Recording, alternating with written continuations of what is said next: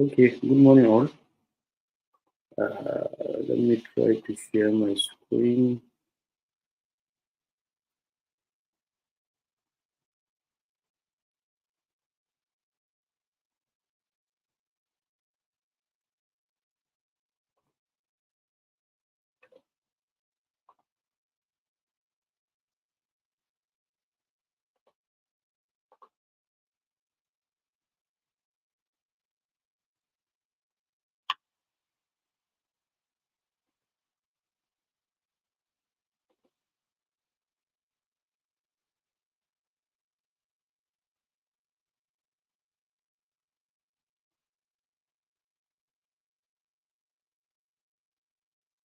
Why am I frozen?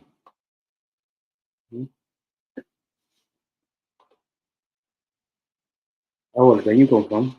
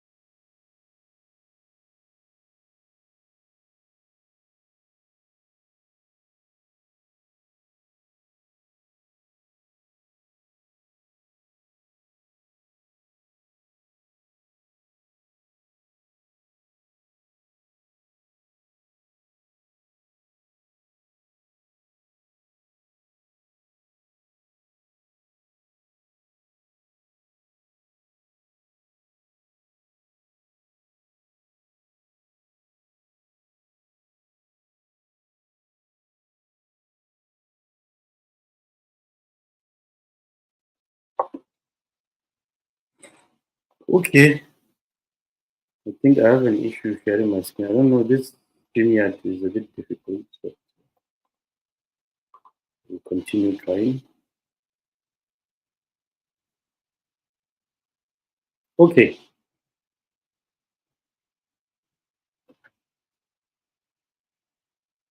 yes, finally seems to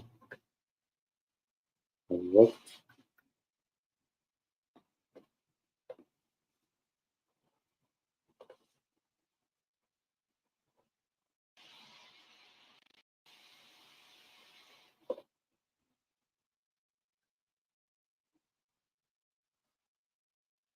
Okay, please confirm, Awal, from your side, technical team. Can you see my screen before I start? Okay, just confirm.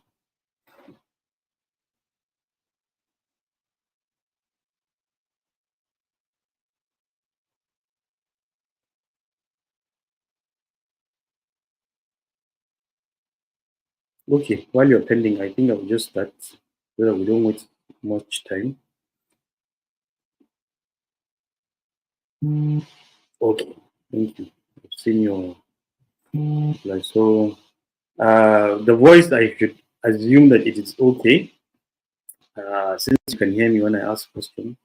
So, even before we go through the lecture slides, let us look at what we have done so far with one and with two.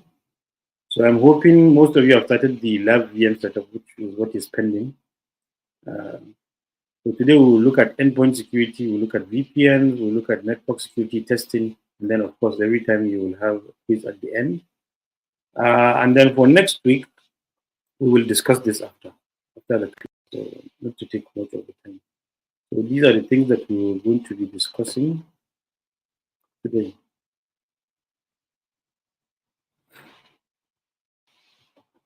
Okay, so we'll start with the endpoint security. Yes, we will discuss that after class about Salah. I know many people are asking. We will discuss that. So most of us know what endpoints are basically, but what we're going to try to do in this particular section of the lecture is to describe what endpoint security is and what are the things that happen behind the scenes, which means what are the enabling technologies in this particular aspect. We'll look at different types of authentication components also. The world famous 802.1x, also that is in most authentication in endpoints.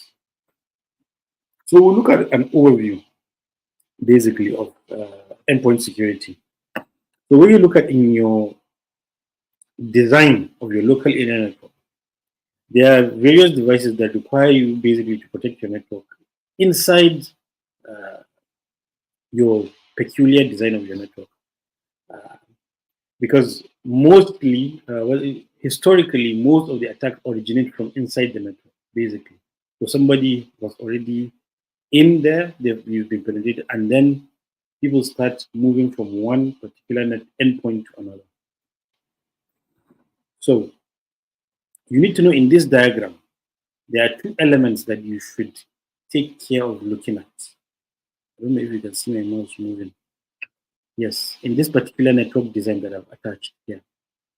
So there are actually endpoints, which are the main users, and then there's the network infrastructure that supports the endpoints to be using that particular network. So it's very important for you to categorize these two because that is where we're going to apply the concept of endpoint security. Now, traditionally, you just know that you join a company, they will give you a laptop or a computer, and then they will put you within a perimeter of what you can actually access or not.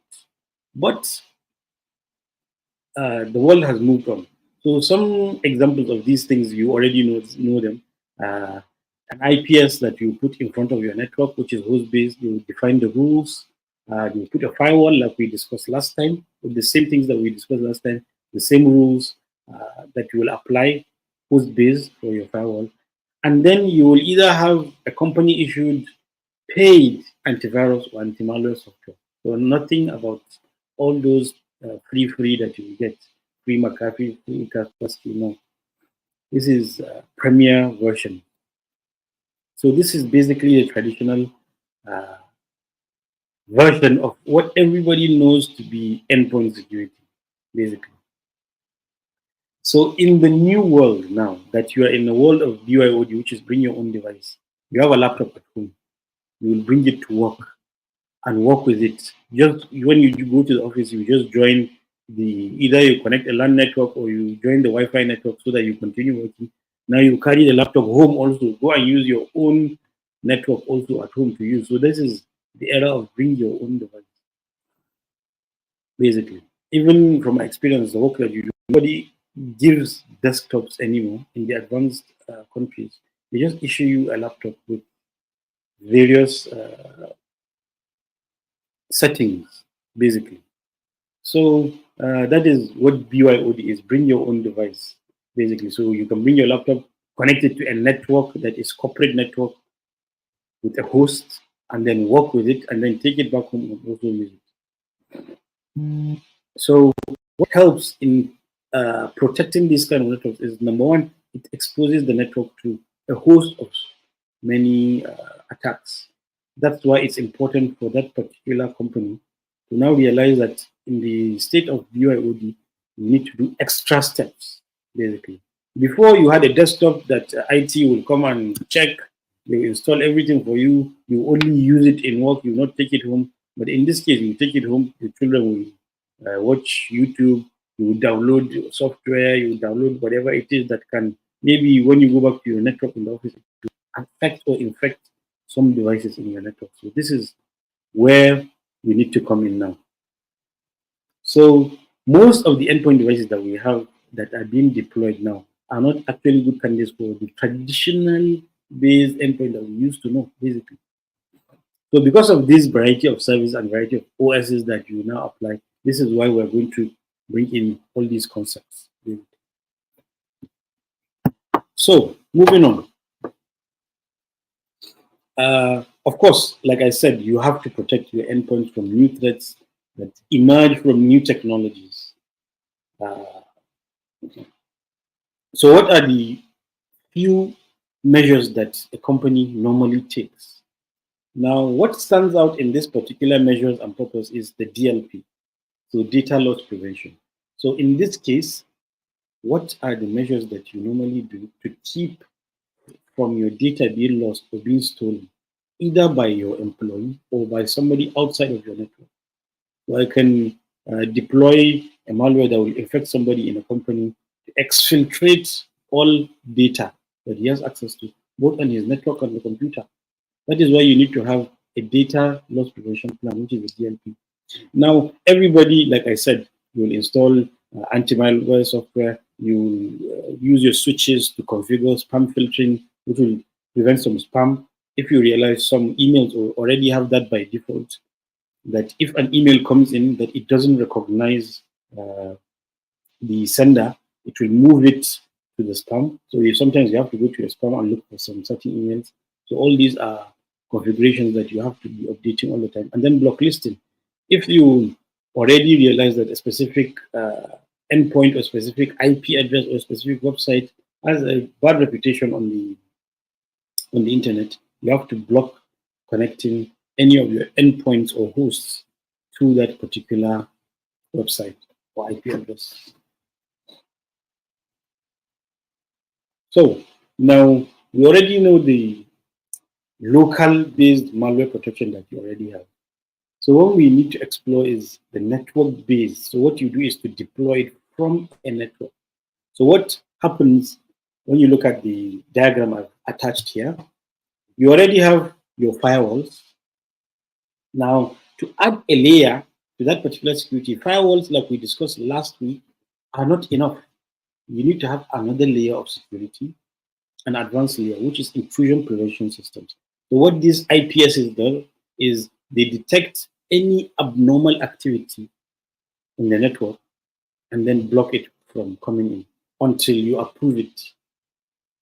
So if I'll give you an example of what an IPS does in a layman's term. So if from your gate of your house every day it is your family that enters, the security guard will allow everybody enter. But once a police now comes in, or somebody with a different uniform from a school or a teacher, of course you will stop him to ask, what are you going to do? You're not part of the people that normally come to this house. What are you coming? That is what an IPS does. So if your normal traffic every day, okay, you visit your website, you go to your ERP, you go to the website that you log on every day. And then one day you just go and visit AliExpress or GTB. Of course, the IPS will realize it as abnormal income. That's just an example. I'm not saying that all these websites are bad, but it's abnormal traffic, especially if your company does not allow you to use all those websites, or you visit maybe a pornographic website. Of course, it will detect it as an abnormal traffic. So the IPS now serves as something that will block access to your network of abnormal traffic. Now, we move into the network access control, like we discussed from firewalls. This particular set of people can have access to these particular resources. That is what the network access control does. It demarcates your network into segments that certain people will access certain aspects.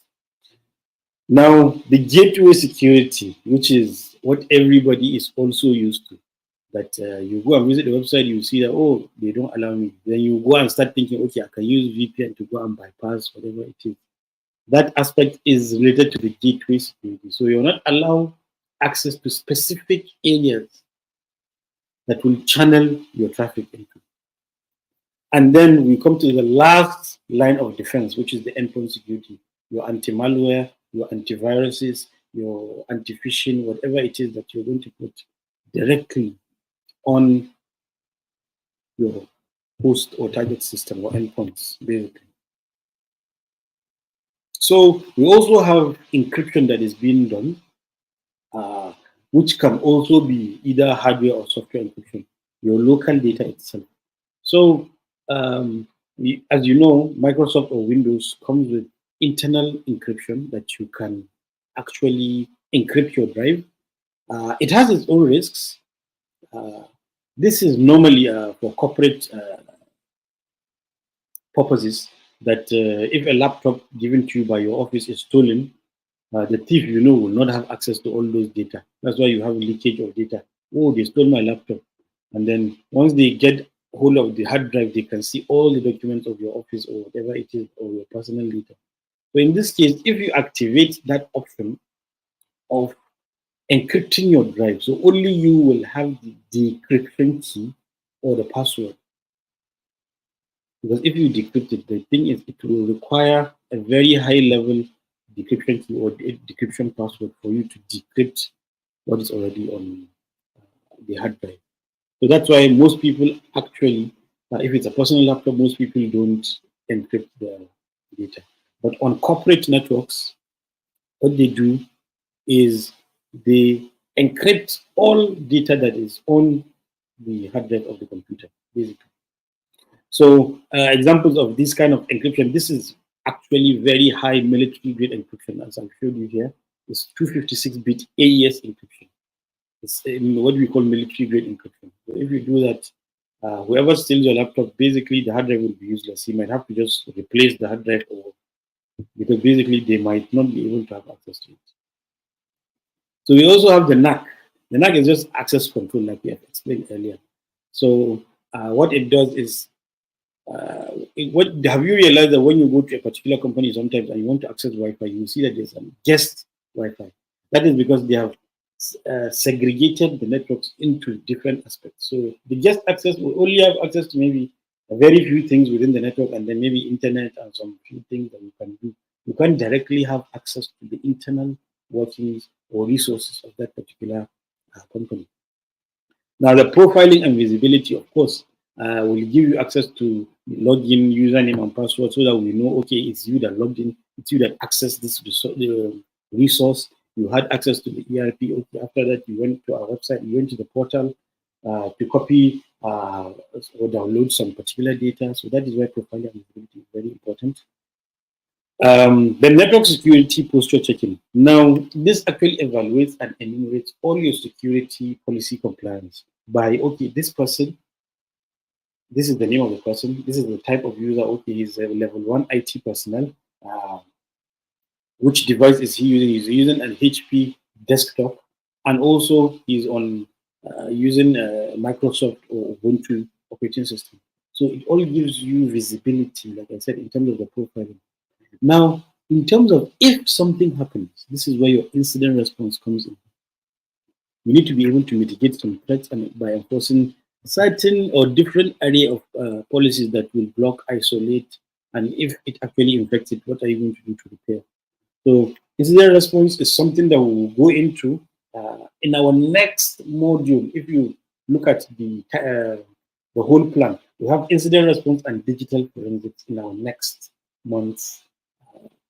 Okay, it's in next 2 months, sorry, the one that I will take. So I'm going to be taking you in depth on digital forensics and incident response. So I'm just introducing it slowly here.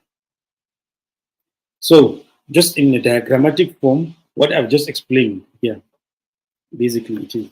So a host tries to access the network. If he is not part of the network, he will not get access. If you are a guest, you will remain outside the network. But if not, you put in your credentials, then enforcement, these are all your security devices here, your firewall, your endpoint, whatever it is that will actually make sure that all the security policies have been met before you actually have access to either your server or any resource that you want. So that is summarized in one picture. And then in turn, you will have access, basically. So I like to use diagrams to explain because it makes it more graphical and more pictorial instead of just writing. So now we're going to start looking at the 802.1x authentication. This is very, it's the standardized form of any type of access control because it supports the authentication protocol, which actually restricts your authorized workstation from connecting directly into the LAN. So especially if your LAN is publicly accessible, anywhere you go, you see LAN ports around and the rest. So this is one of the security measures that we use, that is port-based authentication, basically. So like you see, you are just a normal computer, you see an Ethernet cable connected to a LAN port and you just want to connect and then you should have access. That is not how it's supposed to be. You need to have an authenticator based on that particular 802.1x authentication protocol that will grant you access, basically. Yes, so like we explained in this, of course, there's somebody that will use, apply, or the user, and then the authenticator, and then your resources. So basically, that is everything that I have defined here. The person that will look for the access, the device or your switch or your firewall that will now authenticate who the person is. If you don't have access, you don't have a username and password, it will not grant you access. Now, and then the resources that will grant you the access. That is just it. So in diagrammatic form, you will connect. It will ask you for either EAP or which is the username or password that you will have, credentials in other terms, and then it will send to your authentication server to make sure, okay, this particular guy called Nasser has a password of password. So please tell me if you will have access. That is in English terms, and then it will return you access. Instead of just you grabbing your cable and just connecting directly and then voila, you have access.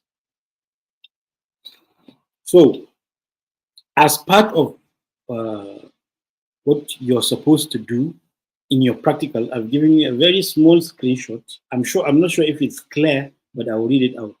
This is basically what you need to do just to configure your ports in order to protect it from this. It's just 2 lines, basically.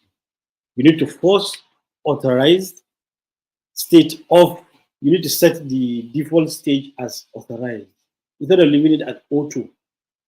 Because at auto, it will just enable the port-based authentication and just cause the port to begin unauthorized and unauthorized states. But if you force authorize that particular, it sends and receives normal traffic based on the authentication client. So you need to use your credentials in order to use that particular resource, basically. So it's just 2 lines of commands that you will use, basically. And as part of your practicals, all these notes, you will have access to them. Just try and go through what I've provided and just do it yourself also. It's just 1, 2, 3 things, very easy steps. Step 1, 2, 3. Of course, you go back to our first lecture to enable your AAA. That's why we've taken it step by step. Now you designate a server radius from that same lecture. Now, and then you can use what we're discussing here to create your port-based authentication, which is from the third to the last line. That's it. The rest are quite easy. So I will go through the lines. I don't know if you can see them. So in terms of your AAA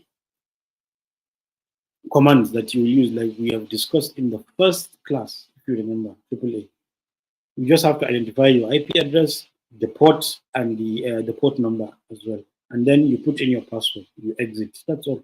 Now, the next step is for you to create this particular authenticator that you're using so that whenever you plug it in, it will detect somebody has plugged something in and it will prompt you to log in.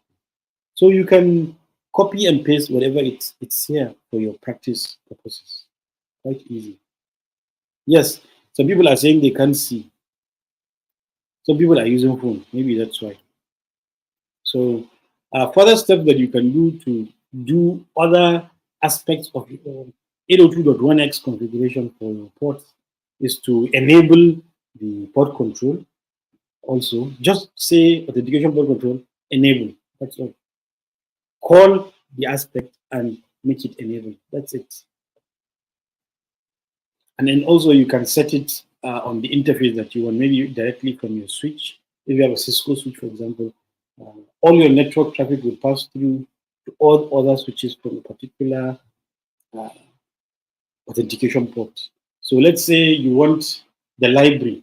Anybody that's connected to the library to authenticate before they have access to any books or resources.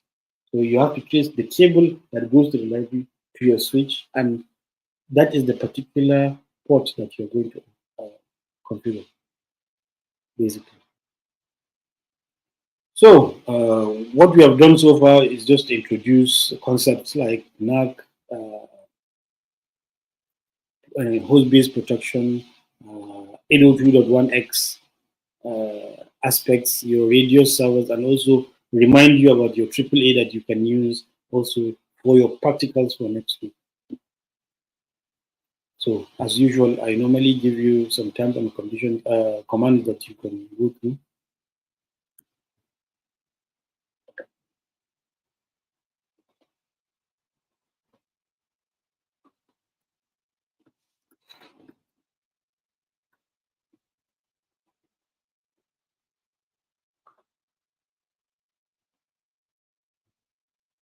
So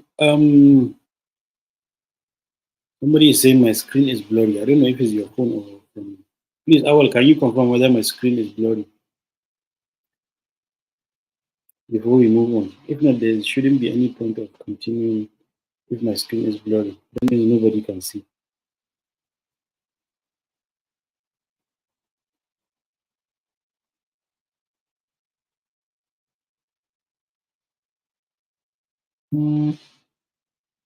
Okay, mine is all good.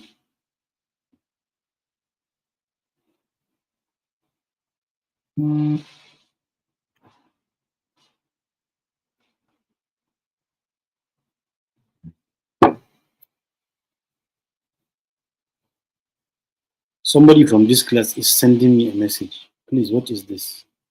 Sir Williams, whoever it is, you are sending me a message while I'm still doing class to attend to you.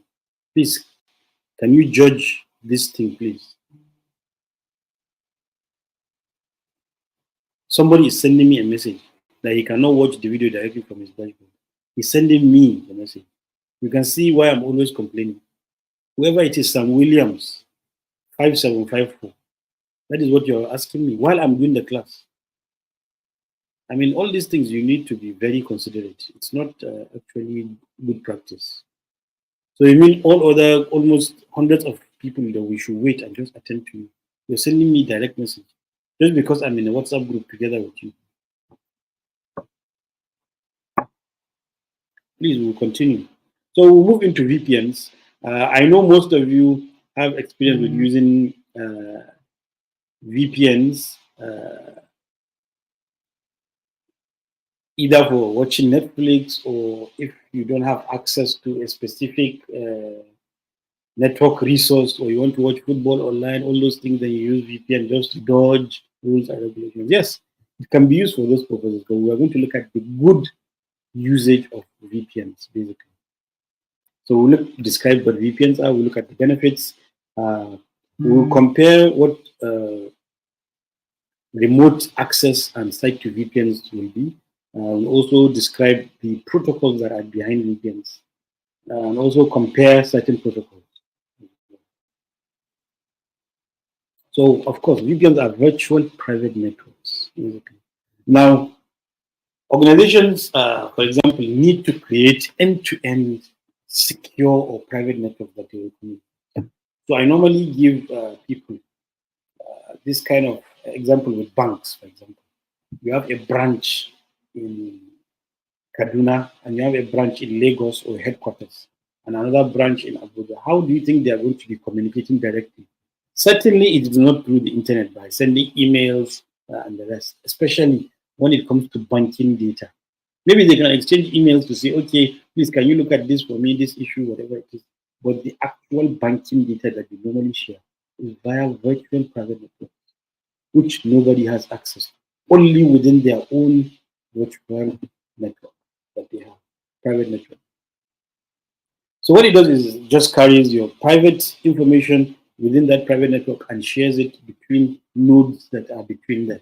So if you take, for example, this particular example.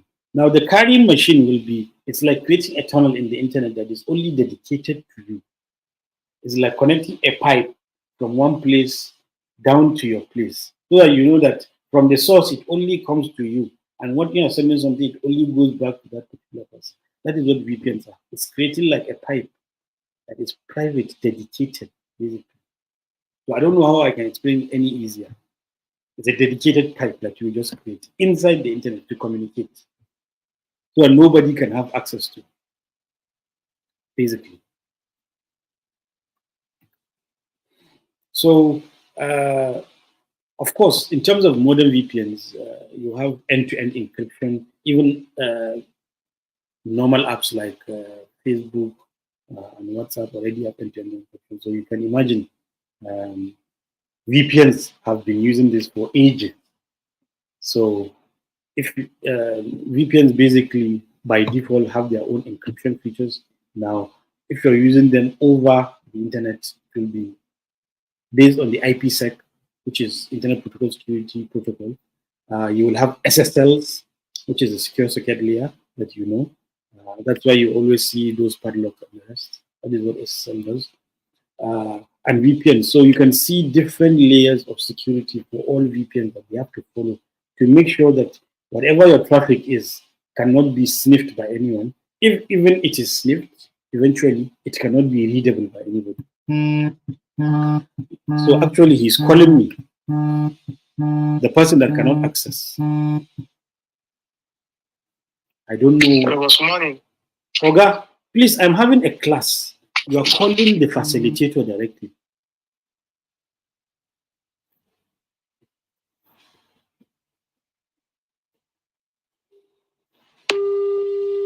This is very unacceptable. Very, very unacceptable.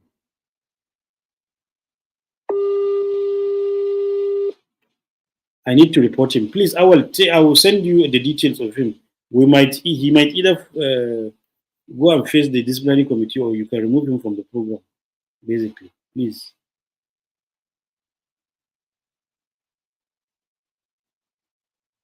Just let me know if you have listened, because somebody that. Thank you. So I'll send you his details. He's disrupting what we are discussing. So back to our VPNs, please. I can see some comments about VPNs. Yes, you're correct also. What you're saying. They are the same thing, just for different usages. Now, there's a VPN that you will buy online directly. There are corporate VPNs, which are specifically designed for corporate usage. That is what we are going to focus on. So, organizations basically use it to save costs in terms of their bandwidth and other aspects. And also, the most important thing we should focus on is the security aspect. They have the highest level of security that is available there in terms of end-to-end communication. VPNs have it. So I will give you an example that many people, like whistleblowers like Edward Snowden, he doesn't make calls just over the internet or normal calls. He has to use a dedicated VPN to do all these things. His communications are always via VPN. His calls are always via VPN because it is the highest level of security available in terms of end-to-end communication. Why? Because it uses advanced encryption and authentication protocols that actually protect your data from either access. Even if there's access, there's another layer from which is encryption that you can't even read the data. So, in terms of scalability, you can either use it for one person to one person to a whole branch. For example, if it's in the case of banks, you can use it for a whole. For example, now the CBN deploys its VPN centrally from Lagos or Abuja to all its branches in all 34 states that we have branches in. So you can see how scalable it is. And nobody will tell you that they have either intercepted CBN communication or CBN data from one state to another. No. They already have a virtual pipe that is dedicated to exchange of banking information that we have, basically.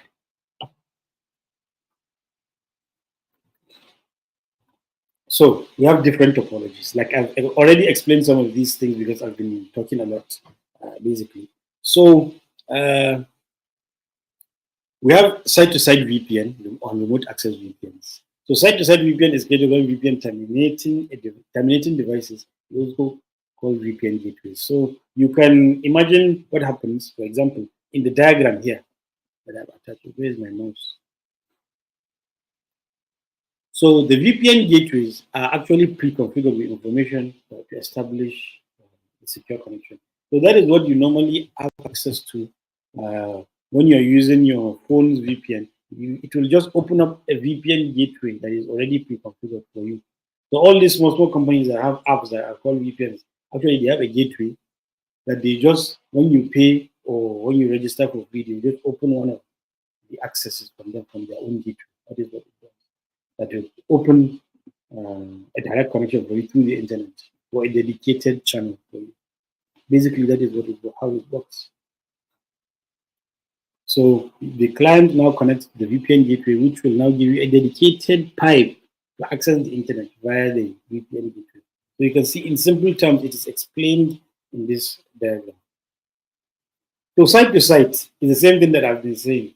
From, for example, CBN or GTB, they have a branch here, another branch here. So that VPN will now be dynamically created on a secure connection between one end to another for them to, especially, for example, like I've seen what I've been saying, banking information online. Normally, because it's very sensitive, this is how information is being transferred. Now, remote access VPNs, like the one that I have currently, is if I want to access, for example, a network remotely, because there are local networks that whatever you can do will only be within that network. So I will give you an example. Let's say the owner of a bank. Normally, he goes to work, he will access whatever it is within the office area. He will access and approve so many things, approve salaries, approve transactions, whatever it is. What if it was during the weekend and his attention is needed inside the bank and he cannot go directly? So this is where remote access VPNs come in. And people do have these things. So from home, he needs to establish a separate remote connection to their own internal VPN. So he has to create, normally what this does is they will give you an application you will install in your system for the remote access. And then when you have remote access, it will now establish using your own credentials, username and password, and other details, maybe your IP address of your computer, and the UID, and so many things to make sure and authenticate that it is you, maybe the CEO of that particular bank that wants to access. And now it will create that connection to you. So it will seem like you have connection like you're inside the bank, but you're accessing it remotely because there's a layer of the VPN tunnel that has been created. I'm not sure if you understand. So there's the VPN that we have discussed between two areas, if you're within, if you want to access another. But what if you are at home and you want to access resources from there? Now, a separate tunnel needs to be created remotely for you to have access to the internal VPN. So this is normally done. I'm not sure if you have worked in corporate organizations. Some universities, I will give you abroad, especially in the UK, have this kind of access. So normally, if you want to have access to library resources like books, you need to come to school, go to the library and access a computer or with your laptop to connect to the network. Then you can see that you can have access to all their ebooks. But what the modern universities do is they create a separate external remote VPN tunnel so that even if you're at home, you will log in, they will make sure that you're a student, and then you will have access to those library resources, basically. So that is what I'm saying. They are SSL VPN. So now, in terms of the SSL, it uses the public key infrastructure, digital certificates, all of this combined to authenticate users that want to log in. So in VPN technologies, like I said, it is the highest level of security in terms of communication that you use between P2P or point to point. So it leverages both IPsec and SSL to virtually any network application or resource. So you can see that especially when you look at the feature of encryption strength, the IPsec provides you a range from 56-bit to 256-bit, which we said 256-bit is the highest. So SSL also gives you a range in that particular similar aspect as well. So you can see that the encryption rate for both of them, and it combines both of them to use, is quite high. So lastly, the connection. For IPsec and SSL, the one that you're using on your phone normally is SSL because you can connect with any application or browser. But in terms of IPsec, it's one of the things that I've explained. You need a dedicated, maybe a remote uh, login, something to be installed, maybe a software to be used to have access to it. So you need to install a particular application for that specifically. And while in SSL, you can just connect when you just visit the website, connect to the VPN, have access to it. So that is the difference. So we've explained the site to site, but this, in terms of this, it is not the SSL aspect like I just differentiated now. It is the IPsec. So if you see from here, the major differences are very minimal, but of course, companies can choose to take the SSL, which is the traditional one that we're using. But IPsec, like I said, you need specific installation for you to use it. Okay, so some technologies in the IPsec framework actually use different types of security functions. Confidentiality, as we know, is will come in this particular set of IPsec in order to just use the encryption algorithm that is being used. Now, when your data is encrypted, whatever cyber criminals come in to take a look at it will not be able to do it. So there's a particular encryption algorithm called the DH algorithm, which is the Diffie-Hellman.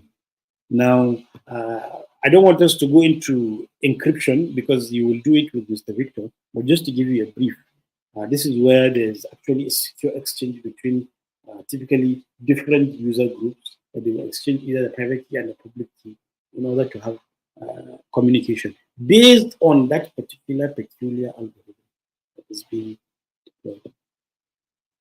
So you also need to look at here. It also has MD5 hashing and the SHA-256 also. So these are just hashing. Hashing, you will discuss them also during your cryptography. But basically, they are types of security measures that are being made in order to mix up.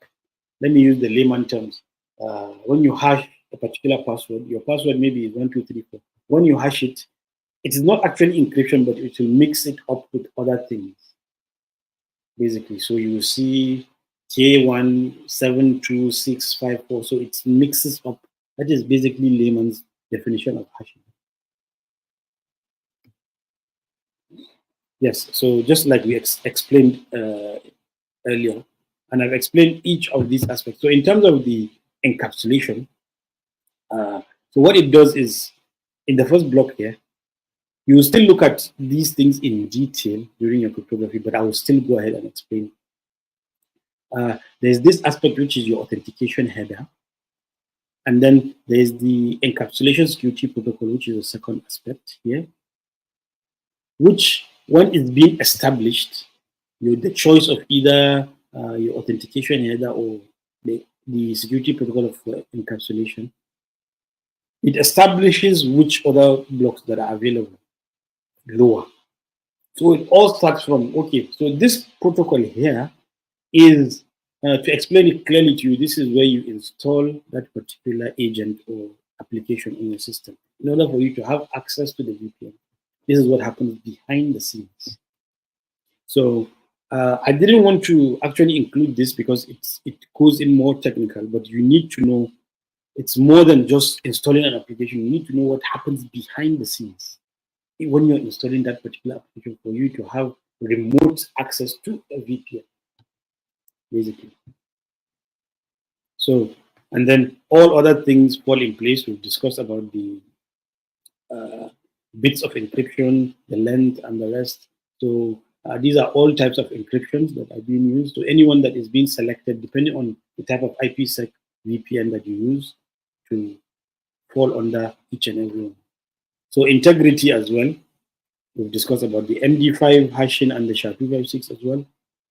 In this case, it is SHA-160-bit secret key, so it can range actually. So the SHA-1 algorithm produces a specific set of bits for your hashing. So, and I've explained, at least on a layman terms, what hashing is.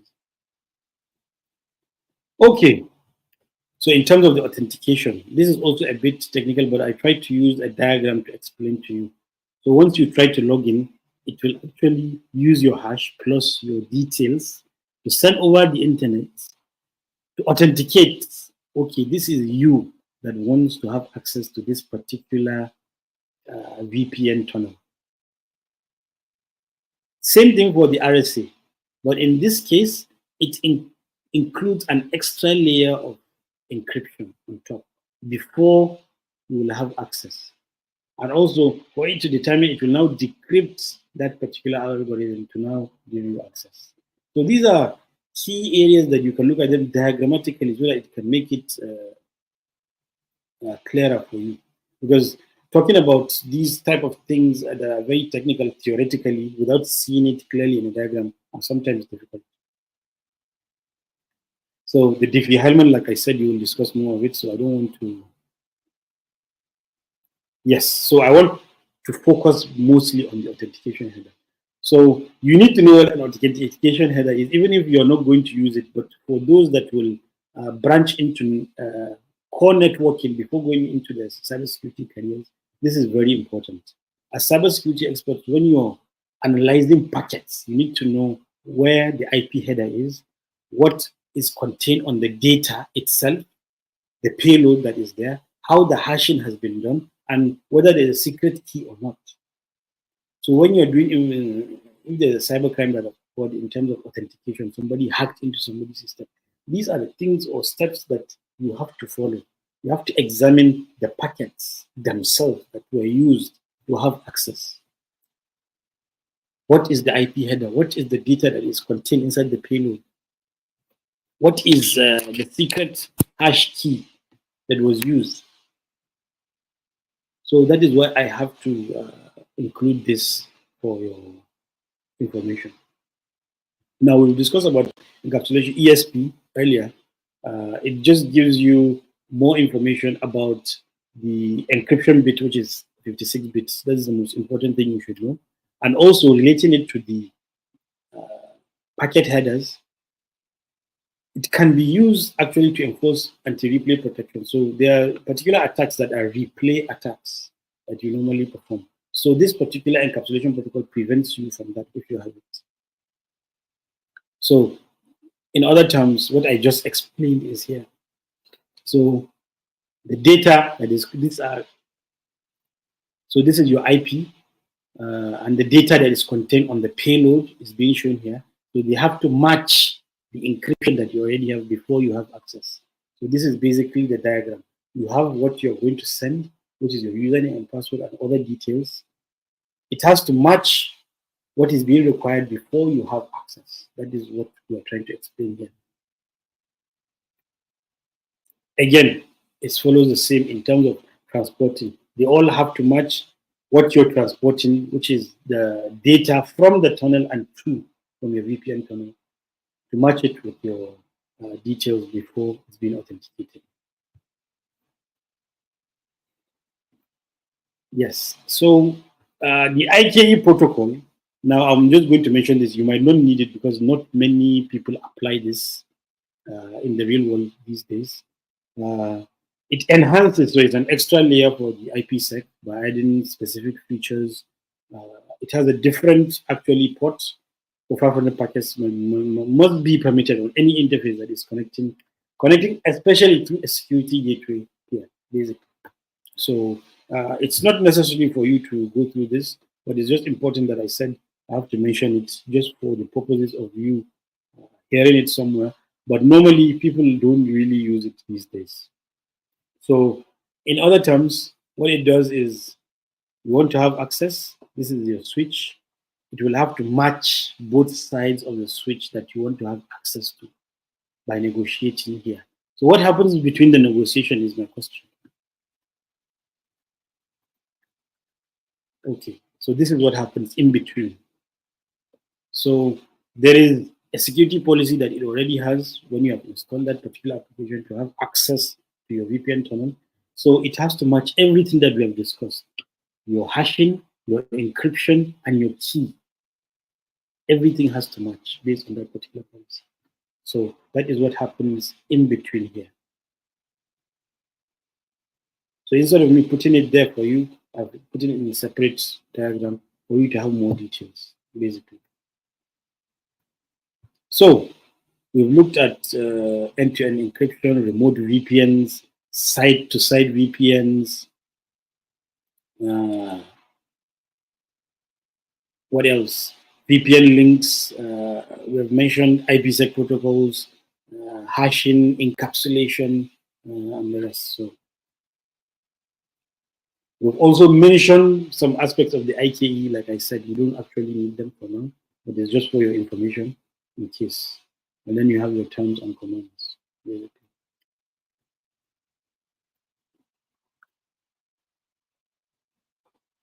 So do you have any questions so far?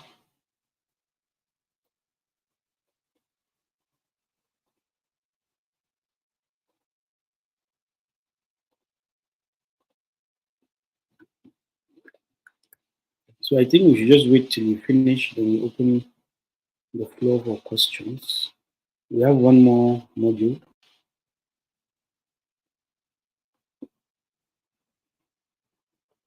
This will lay the foundation for your practicals as well. So describe the basic techniques that are being used in network security testing and the tools that are being used as well. So we have something we call OPSEC. I like to call it OPSEC, but basically it's just operational security. Now this actually starts with from the beginning, how you plan and implement the process of deploying your own network. Now in these phases, the operational team, yes, okay, I will answer it after. Just record the question or write it down so that you send it to me after. Aha. So where in terms of designing your network, the team will come in to actually operationalize the design, and identify specific risks to that particular network, basically. So if you have a small network, or let's say a network of a university, like this university, we need to come in and identify what are the major weaknesses, what are the vulnerabilities, and that is what we are going to look at now. Now, you should know that not everything requires tools to be used or specific software. Some things are predominantly manual, actually, that you can use. They are quite manual. You have to be hands-on and get your hands dirty. While others, yes, you can highly automate them, your firewalls and the rest, the encryption techniques, all those things you can. But there are things that you have to be there in terms of, especially in terms of hardening your devices, basically. So we'll look at testing and evaluating network security. So first off, during your implementation of your network, you need to perform security tests very on specific parts. After all this is fully integrated operational, your examination of protective measures have to be put in place, basically. So generally, what I would say is we need to know and be part of either the IT team that will design the network, and if not, you should have somebody that is part of it to guide you in how that particular network was designed. Why? Because you need to know the level of and the processes that was used in designing that particular network in order for you to enable your testing to become more efficient, basically. So there are different types of tests that you can perform. The major one that many people have been asking is penetration testing. So penetration testing is not hacking, basically. It is in a sense, but what I would say is for you to actually perform a test to breach the network, but not actually put in the impact. So let's say if somebody hacks into a university's database and steals all the student data. So do you think during penetration testing, you should try and do exactly the same? That you should, when you have access to the network, you just steal all the data while you are doing testing? No, it should be in a simulated form. it should be something we call POC, which is proof of concept. So you can have the access. You can also see that, okay, I have reached this particular stage that I can exfiltrate all the data, but you're not actually going to exploit it. So you write it in your penetration testing report. Now, network scanning, which later on you will actually do and use some tools such as Wireshark and Nmap, especially Nmap, is just Nmap. Actually, what it does is to ping specific ends and nodes of the network to see and then return you with a result. So it will give you ports that are open, IP addresses that are active, specific IP addresses of servers, all these things, so that you will have it as the first level of launching any attack or any penetration test. So if I have the IP address of your email server, your webmail server, your student database, I have all these aspects. This is what is done during network scanning. It will also reveal things that, okay, oh, I'm using Cisco switch level this, I'm using MySQL database version, so, and the rest. Now, on the other hand, we have vulnerability scanning. Now, vulnerability scanning basically just uses your domain, for example, and details that it has already gathered, that you have already gathered from your network scanning. And you input them for vulnerability scanning to detect specific weaknesses. Now, you can use CVEs and the rest to detect vulnerabilities, or you can even use, some people nowadays use vulnerability scanners. It's not technical, it's just for you to input your domain, and then voila, you will have a result, and it will give you all the vulnerabilities based on CVEs without 0 days, basically. So, for example, if you take your website, you take a vulnerability scanner, it will tell you, okay, it is vulnerable to cross-site scripting, it is vulnerable to SQL injection. It will tell you all this based on the parameters that it has come through and see that it is possible to have this. Now, password cracking, on the other hand, actually tests the weaknesses of your password. So, if you remember, this is something that we have been saying all year long to all our students, to all our staff. Passwords need to be complex. That's why you see enforcement of passwords normally. Everybody wants to either write his date of birth, his wife's name, his nickname, or some people use password as password, some people use space, some people use 1 to 10. So all these things are available in a dictionary. Now, I try to, in conferences and trainings that I normally do for people, I try to advise them, use something that is not in the dictionary for your password. Because when we come to this particular stage, password cracking, it is the same words from different dictionaries that we will use in order to crack your password. So what you should do is you can combine your local language with English, with some items, make it longer. Instead of password, you should use a passphrase or even a sentence. I've advised some people, especially network admins, to use sentences that are not English. Combine Hausa, Yoruba, Igbo, everything in a sentence. That would be your password. When you look at it, most password enforcements, there is nobody will say that your password is long. They can only say your password is short. So if you like, you can put, depending on the capability of the system, as long as you can, able to remember, as long as it is, if you are able to remember it, you can say, I want to go to the market in Lagos, Oshodi. That will be your password. Or you want to go to number 14, Oshodi market, near something to buy tomatoes. That is your password. Very good. Long, contains numbers, contains special characters. So it will be difficult for password cracking. But one thing I should mention here is password cracking depends on so many things. We are going to look at them.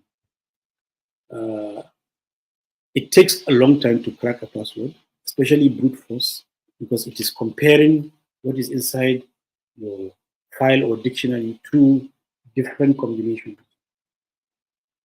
So you can see it will take a lot of time. But the more time, the more complex your password is, the more time it will take.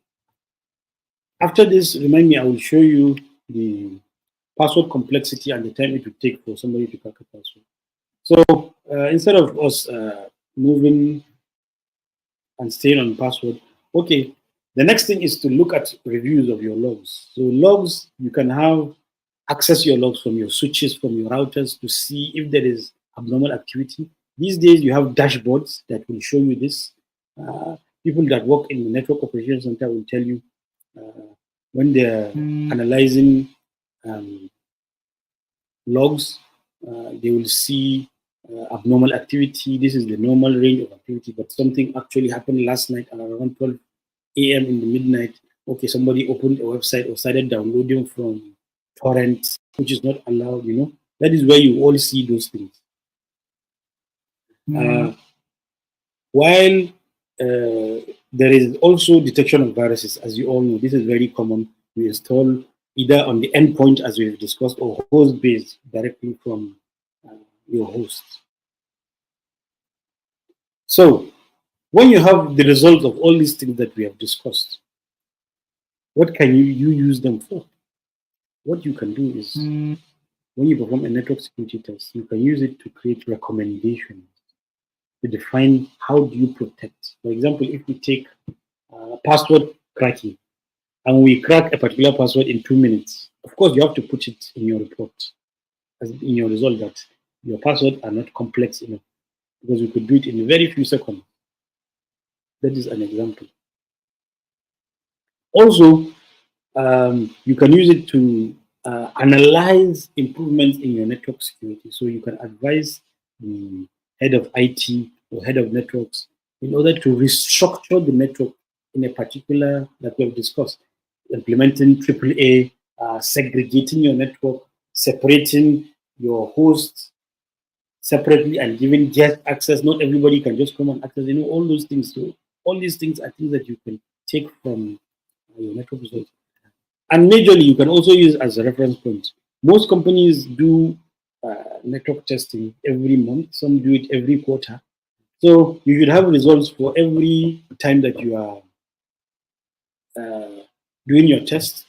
You use the last or previous ones as a reference point. Okay, last time we discovered that we had weak passwords on our network access areas. What did we correct it or not? This time we're not supposed to have that also. So use it as a reference point for action. So some tools I've mentioned already, some like Nmap. Nmap and what it does. ZenMap is the same as Nmap, but ZenMap is like it has very fancy graphical user interface. You can just click, click, click, click, click, click, enter. So they have improved it. But for us, we are used to Nmap on either you use it on your command line or use it on your Kali, Linux, or whatever it is, in order to see the map of your network, basically, or and return results. So Superscan also does the same, but it's limited to detect just TCP and UDP ports that are open and other services. Okay, now your CM, Security Information and Event Management. This is very important for you to realize if you're going to go into security management, because most of the security operations centers have this CM, which has an overview of your whole network, monitors everything that happens on your network, basically. So that is why the CM is very important for you to use. There are many out there. I don't want to start mentioning different companies because we're not advertising for them. But when you check, you can see there are many different organizations use different CMs which work. So it's for the whole visibility of your network. You can see, okay, a user in CEO's office has just logged in. He has visited this website. He has done this. He has done this. He tried to download something that you have blocked. You will all see it visibly. You can have access to your log. Everything on your network goes through your CM before users have access. So you also have tools like Tripwire. Tripwire basically monitors, okay, the normal performing of your network. And then if something goes out of the normal, it will trip it and then give you an alert. Okay, we have discovered it's not an attack, but we have discovered something abnormal. Please come and take a look at it. That is what it does. It assesses basically your and validates your IT configuration. So you have a configuration that you have set, okay, I don't want people to access it, access this. Now, when you have somebody that doesn't have access to a particular area, tries to go there and be trying different username and password, it will let you know. Now, Nessus. Nessus is a commercial tool that is used basically for vulnerability scanning. It's quite expensive, actually. But for trial purposes, you can get a trial for 1 week and you can try it yourself. Uh, you can put the target that you want to assess. What it does is it scans a particular domain uh, and then gives you all those vulnerabilities. Okay, it's vulnerable to denial of service, remote access, misconfiguration, whatever it is that you have not done properly, and it will give you an automated result. It's something that experts in the top echelon that can afford all these things use up to date. So Nessus is quite expensive. It's not free. While things like Nmap are free, Metasploit that we're going to look at now is also free. So Loftcrack, I put it here because it is free to use. It is a password cracking uh, tool that you can use. So what you have to do is you need to get a very good and dictionary that you will attach it inside the off crack. So when you attach it into Lovecrack, you will also get a handshake from a connection that you will compare so that Lovecrack will perform the cracking of the password and it will give you the password if and only if it detects. Yes. While Metasploit, this is a whole, I think people are still studying Metasploit. For you to study Metasploit and use it over and over, it's not something that you can do in a day. It's years because it's a whole framework for penetration testing. So it includes testing for zero-day attacks. It includes testing for CVEs. You can exploit, even exploit devices. You can exploit networks. You can exploit um, uh, web applications. In fact, right now, I think Metasploit have already uploaded new updates to even perform phishing attacks within Metasploit. So what Metasploit is a framework for uh, offensive security testing that comes in by default inside Kali Linux, basically. So that is what is being used for. So I've explained most of these basically. So I'm sure many people have too many questions. So we have the next 15 minutes will be. Before we start answering the questions, there's something I would like to show us from last week that I didn't actually succeed. Yes, which is this. So please, if you can see clearly, what I want us to do, you want to be a cybersecurity, you want to work in cybersecurity in the future. These are the things that we are doing right now. If you say you want to jump everything right now, you just want to see, you need to start practical immediately, you need to jump to the end.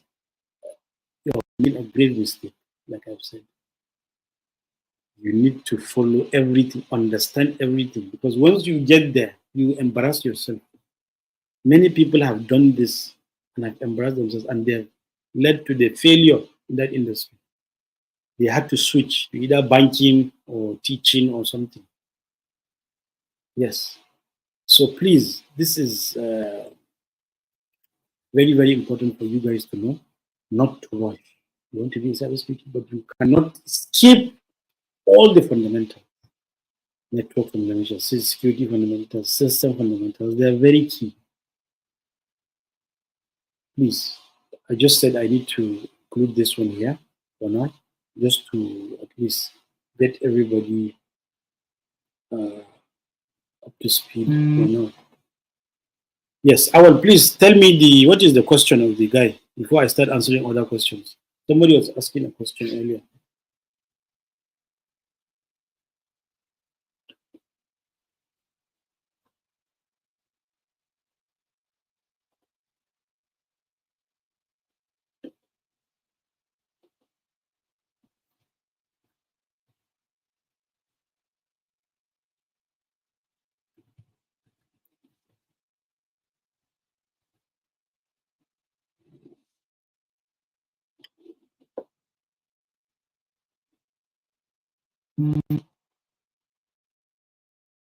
No, I cannot hear you.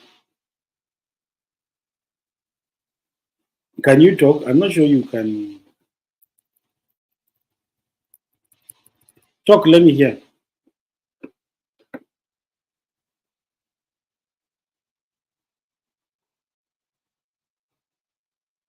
Can you communicate from the studio? I'm not sure.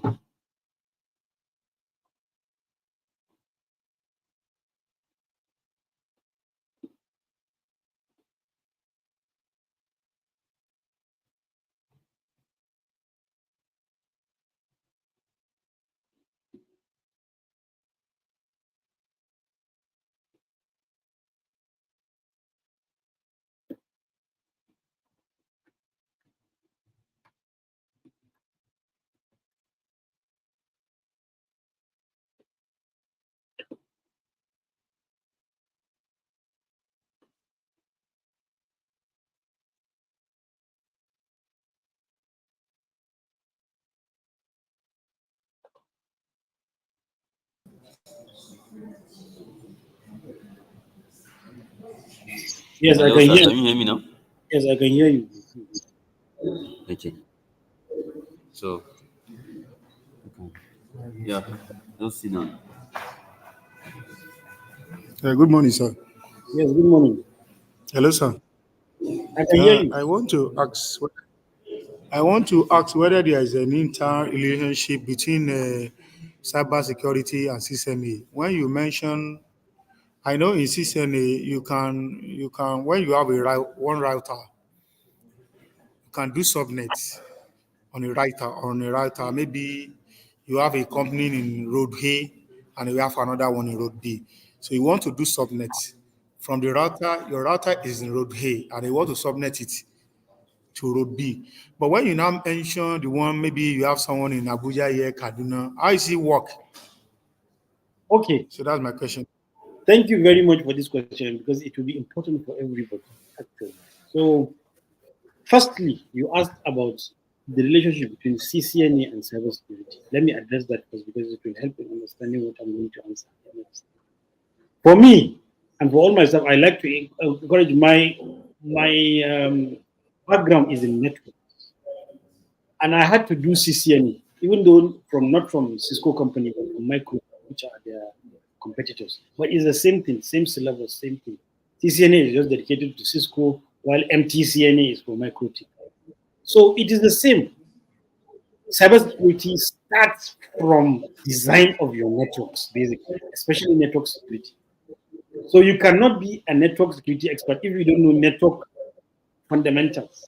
So anybody that wants to do network security needs to do CCNA, basically, at least as one of the slightest or lowest, at least you should have it. That is one. Number two, subnetting is within a particular local network that you're going to be doing. Now, there are other aspects. If you want to create, let's say, between two buildings within the same area, you can create uh, virtual networks for them.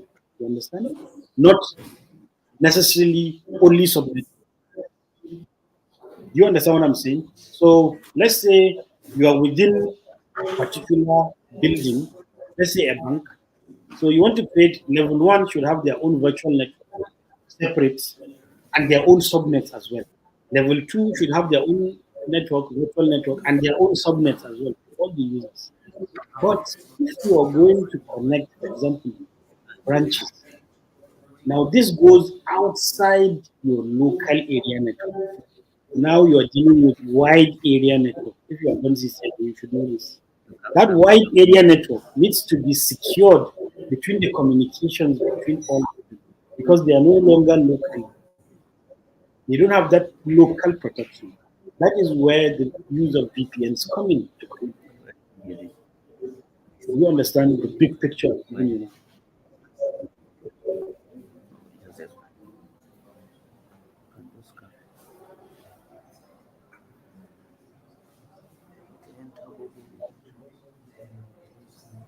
Awal, is it okay for him? Hello. Is it okay? Yeah, it says okay. Okay, perfect. Very good question, actually. So any questions so far? Yes, somebody is asking I think what no is questions. somebody is asking in the chat what is GFI Lanyard. I think it's Aliyu Kabir. Yes, Aliyu Kabir is asking what is GFI. So GFI Lanyard, the reason why is because we have discussed about is a particular company that has its own tool Fine. and is a leading network security company that they have a scanner that actually scans and does patch management solution that acts as virtual security basically for you. So it's just another company that does network security, but their tool now focuses on network security. So it gives you a complete picture of your network setup, provides you with certain risk analysis that will help you actually maintain and be secure and compliant with minimal effort. It automates everything for you. That's why I didn't. Include that. Is that okay? I need to go.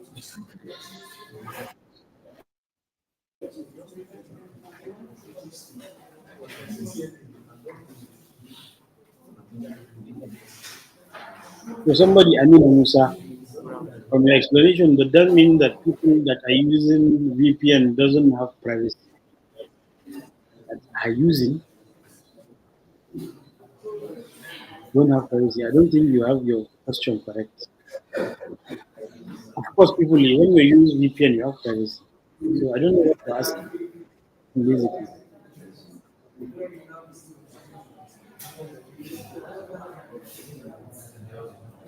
So VPN for PC is easy, please. Cyber TV is actually, we are not talking about that. We're not focusing on that. I just use it so that you understand. We're talking about corporate level VPN, not your personal VPN.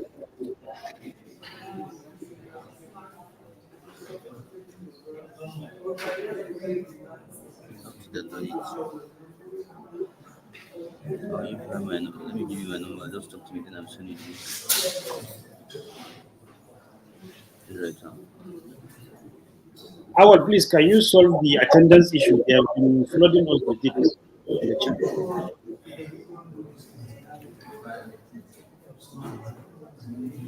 Howard, Sir? can you solve the attendance issue? They have been Yes, I asking. will. I will send it now.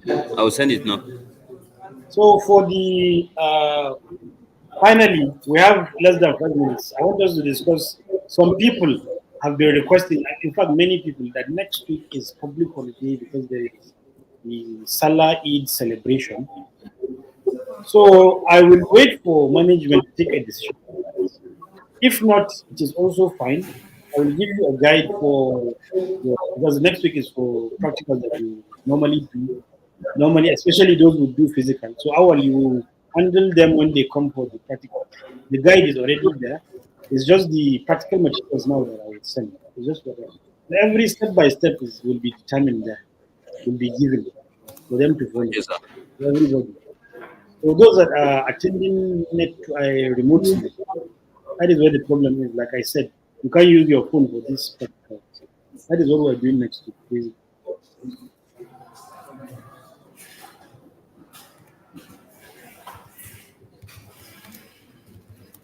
So Zara DAS, is it true that 100% secure network is 100% breakable? No. This question is not well structured.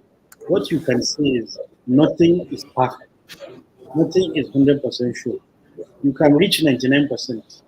It just depends on Say is it hi to worth it? Is it our. worth is it worth breaking into? So I can give you an example because I didn't. Um, if you say you want to break into father's room, for example, you now go and buy foods that are worth 1 million naira. And now eventually if you break into your father's room and you find just 5,000 naira, is it worth it? So it's all about whether it is worth it or not. The time and effort and resources that you will spend. I will give you an example. The person that hacked the former presidential candidate in the US, Hillary Clinton, he hacked her server It took him 18 months of work, day and night, to have that particular server so that she would not win that election. Was it worth it for him? It was worth it for him because it cost her an election. For you, I'll give you an example. If he was to come and hack your own laptop, and it will take him 2 years to hack it, what is he going to find there? Just your pictures, your movies, your photos, that's all. Is it worth it? No. So that is where the checks and balances are. Whatever it is, you have to know, is it, hackers think the same way? Is it actually worth my time, effort, resources to put into that? Unless, so that is why we always advise, it is not impossible, but what you as a user, what you need to do is to make it as difficult as possible for the person to do. So let me share what I said I will share for you, the password chat.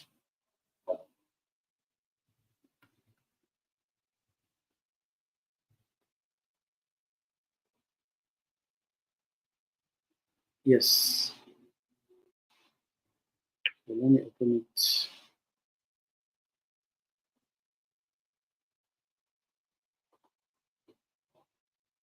For you.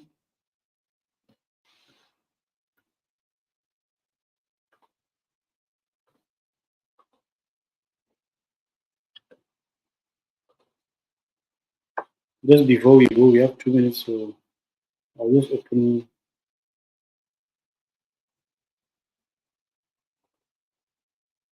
I'll share my screen.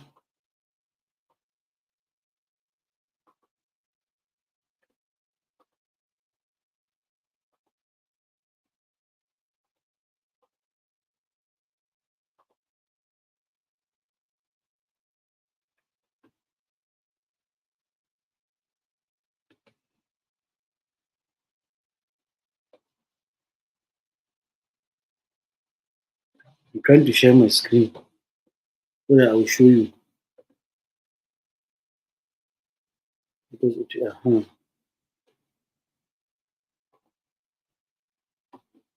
So if you can see right now, on one side, if you use lowercase letters only for your password, that's just small letters, we can be able, and is one character, for example. So let's say you have 8 characters of your password. That's A, B, C, D, E, F, G, H. Is your password, all small characters. You can hack it instantly. That is within 1 second, it can be hacked.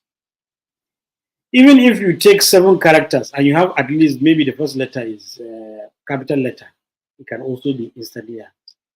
So if you take at least 1 uppercase letter plus 1 number for 7 characters, it take just 1 minute to hack. So what we want, you need to increase it. So you need to make it, for example, let's say if your password is 10 characters, and you have all lowercase, it will take 1 hour. So you can see the more characters you're putting, the more complexity, the more time it will take for somebody to hack it. If you add to that 10 characters, you had 1 uppercase, it will take 1 month, basically, for continuous work non-stop, as I'm saying. And if you add 1 number just to that 10 characters plus the uppercase plus the lowercase, it will take at least 7 months. Now, if you add a number or plus a symbol for the 10 characters, you can see it will take almost 5 years for you. Of course, these things depend on your, even what you're using to crack which software, your dictionary quality, your, even the computer that you're using, is it a supercomputer or just one small laptop that is not fast. So all these things depend on that.